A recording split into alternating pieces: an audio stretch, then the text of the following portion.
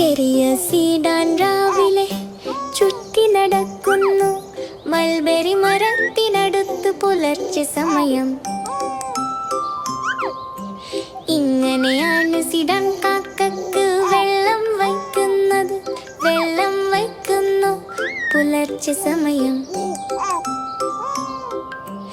ഇങ്ങനെയാണ് സീഡാൻ പക്ഷിക്ക് കൂട് കെട്ടാൻ സഹായിക്കുന്നത്. കൂട് കെട്ടാൻ സഹായിക്കുന്നു പുലർച്ചെ സമയം.